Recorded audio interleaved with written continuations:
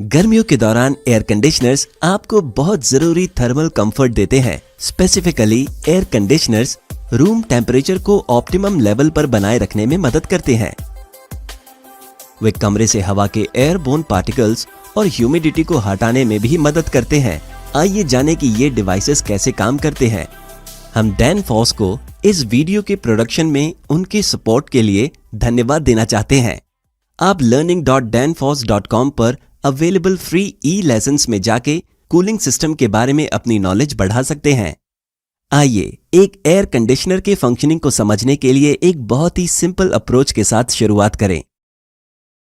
एक air conditioner में दो जुड़े हुए कॉइल्स होते हैं, जिनके अंदर लगातार बहता हुआ रेफ्रिजरेंट फ्लूइड होता है। कमरे के अंदर के कॉइल को इवेपोरेटर कहा जाता है और कमरे के बाहर के कॉइल को कंडेंसर कहा जाता है। एक एयर कंडीशनर का फंडामेंटल प्रिंसिपल सिंपल है, बस इवेपोरेटर को ठंडा रखना, विशेष रूप से रूम टेम्परेचर से ज्यादा ठंडा, और कंडेंसर गर्म, विशेष रूप से सराउंडिंग से ज्यादा गर्म। इन कंडीशंस के साथ लगातार बहने वाला फ्लूइड ऑब्वियसली कमरे से गर्मी को अब्सॉर्ब करेगा और इसे सराउंडिंग्स के बाहर निकाल देगा।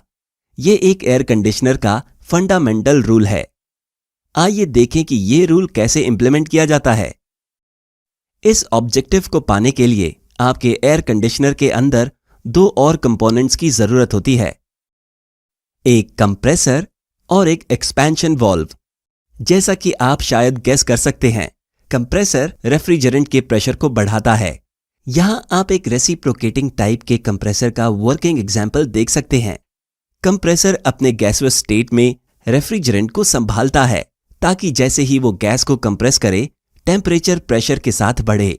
कंप्रेसर आउटलेट पर टेम्परेचर एटमॉस्फेरिक टेम्परेचर से कहीं ज्यादा होगा। इसलिए अगर आप कंडेंसर हीट एक्सचेंजर के थ्रू इस हॉट गैस को पास करते हैं तो आप आसानी से हीट को इजेक्ट कर सकते हैं। कंडेंसर यूनिट में एक फैन इस काम को आसान बनाता है। इस हीट इजेक्शन फेज के दौरान गैस एक लिक्विड में कंडेंस्ड हो जाती है। कंडेंसर के एग्जिट पर एक एक्सपेंशन वाल्व लगाया जाता है। एक्सपेंशन वाल्व का पर्पस रेफ्रिजरेंट फ्लो को रेस्ट्रिक्ट करना है, इस प्रकार फ्लूइड के प्रेशर को कम करना है। यहां एक मेन ट्रिक आती है। आप इस बात से अवेयर होंगे कि लिक्विड को केवल इसके चारों ओर के प्रेशर को कम करके उबालना संभव है। यह फिनोमिनन एक्सपेंशन वाल्व के अंदर भी होता है। जैसे ही प्रेशर कम होता है, रेफ्रिजरेंट लिक्विड का एक हिस्सा इवेपोरेट हो जाता है। हालांकि इस इवेपोरेशन के घटित होने के लिए इसे कुछ एनर्जी की सप्लाई की जानी चाहिए। ये एनर्जी रेफ्रिजरेंट के अंदर से ही आती है, इसलिए इसका टेम्परेचर गिर जाता है। इस तरह से एक एयर कंडीशनर के अंदर कोल्ड रेफ्रिजरेंट प्रोड्यूस होता है। ये low temperature refrigerant room temperature से कम टेम्परेचर पर होना चाहिए, तो इवेपोरेटर कॉइल के ऊपर कमरे की हवा को पास करने से रूम टेम्परेचर कम हो जाएगा। इस हीट एब्जॉर्प्शन प्रोसेस के दौरान रेफ्रिजरेंट वेपर में कन्वर्ट हो जाता है। आपने एयर कंडीशनर्स के साथ टन नामक एक शब्द सुना होगा। टन दर्शाता है कि इवेपोरेटर कमरे से कितनी गर्मी को एब्जॉर्ब कर सकता है। आसान शब्दों में यह एयर कंडीशनर्स की गर्मी हटाने की कैपेबिलिटी को रिप्रेजेंट करता है। इस तरह हमने एक एयर कंडीशनर के फंडामेंटल रूल को प्राप्त किया है। टेम्परेचर कमरे के अंदर की कॉइल्स में रूम टेम्परेचर से कम है और कमरे के बाहर कॉइल्स में टेम्परेचर एटमॉस्फेरिक टेम्परेचर से ज्यादा है। एक वास्तविक एयर कंडीशनर में कंप्रेसर कंडेंसर के पास फिट होता है और एक्सपेंशन वाल्व इवेपोरेटर के पास फिट होता है। इस डिजाइन के साथ कुछ प्रैक्टिकल इश्यूज हैं। इवेपोरेटर कॉइल्स के पास हवा का टेम्परेचर काफी कम होगा। इससे इवेपोरेटर कॉइल्स पर वाटर कंडेंसेशन होगा। इसलिए हमें इस वाटर कंडेंसेशन को हटाने के लिए एक पाइप की जरूरत है।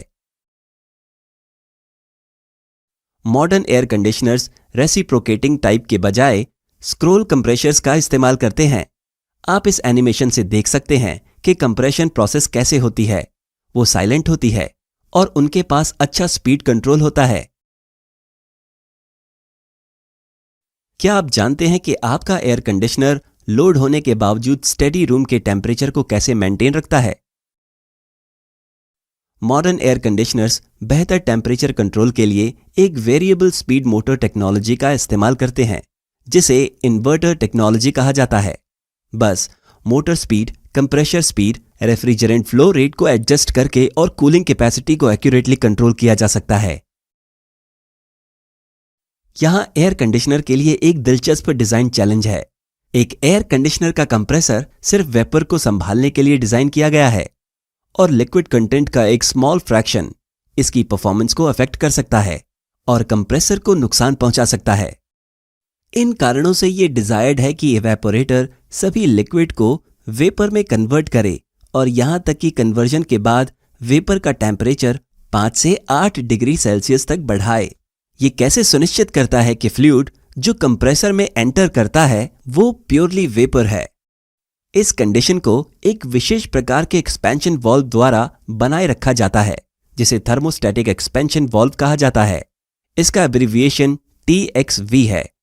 TXV पहले देखे गए एक्सपेंशन वाल्व के सिमिलर है, लेकिन यहां एक बल्ब का टेम्परेचर नीडल को कंट्रोल करता है। बल्ब इवेपोरेटर एग्जिट से जुड़ा हुआ है। बल्ब के अंदर के रेफ्रिजरेंट को मेन रेफ्रिजरेशन साइकिल से एक डायफ्राम द्वारा अलग किया जाता है। जब बल्ब गर्म होता है तो उसके अंदर का रेफ्रिजरेंट इवेपोरेट हो जाएगा और नीडल नीचे आ जाएगी। हम जानते हैं कि रेफ्रिजरेंट की सडन कूलिंग को रिस्ट्रिक्शन की मदद से एक्सपेंशन वाल्व में हासिल किया जाता है। रिस्ट्रिक्शन जितना नैरो होगा, आउटलेट रेफ्रिजरेंट उतना ही ठंडा होगा। चलिए कंप्रेसर के लिए एक खराब कंडीशन पर विचार करें। मान लें कि इवेपोरेटर टेम्परेचर इतना कम नहीं है, इसलिए इवेपोरेटर बहुत कम गर्मी एब्जॉर्ब करता है और इसमें सभी लिक्विड वेपर में कन्वर्ट नहीं होंगे। इस प्रकार रेफ्रिजरेंट जो कंप्रेसर के लिए निकल जाता है सुपर हीटेड नहीं होगा। इवेपोरेटर एग्जिट पर यह कम टेम्परेचर तुरंत बल्ब द्वारा महसूस किया जाएगा और नीडल को ऊपर की ओर ले जाने और रिस्ट्रिक्शन को नैरोवर बनाने का कारण होगा। नैरो रिस्ट्रिक्शन एक अच्छे टेम्परेचर ड्रॉप का कारण बनता है। इस प्रकार इवेपोरेटर को बहुत ज्यादा ठंडा फ्लूइड प्राप्त होगा और यह बड़ी मात्रा में हीट को एब्जॉर्ब कर सकता है। ये सुनिश्चित करेगा कि सभी लिक्विड वेपर में कन्वर्ट हो जाएं। इस प्रकार कंप्रेसर इनलेट में वेपर की केवल स्थिति होने का कॉम्प्लेक्स टास्क ऑटोमेटिकली TXV के थ्रू मेंटेन किया जाता है। आइए हम इस स्टेज पर एक आम गलतफहमी को दूर करें। TXVs रूम टेम्परेचर को कंट्रोल नहीं करते हैं, वे बस ये सुनिश्चित करते हैं कि कंप्रेसर प्योर वेपर फॉर्म में रेफ्रिजरेंट को प्राप्त करे। रेफ्रिजरेंट फ्लो रेट और रूम टेम्परेचर को कंप्रेसर की स्पीड द्वारा कंट्रोल किया जाता है। उनकी सिंप्लिसिटी और एफिशिएंसी की वजह से TXV का व्यापक रूप से इंडस्ट्रियल और डोमेस्टिक एप्लीकेशंस में इस्तेमाल किया जाता है। TXV और अन्य सैकड़ों कूलिंग टॉपिक्स के बारे में अधिक जानने के लिए कृपया डैनफॉस लर्निंग चेकआउट करें। एक मुफ्त ट्रेनिंग और सर्टिफिकेशन हब डैनफॉस द्वारा आपके लिए लाया गया है। learning.danfoss.com पर जाएं या वीडियो डिस्क्रिप्शन में लिंक पर क्लिक करें। धन्यवाद।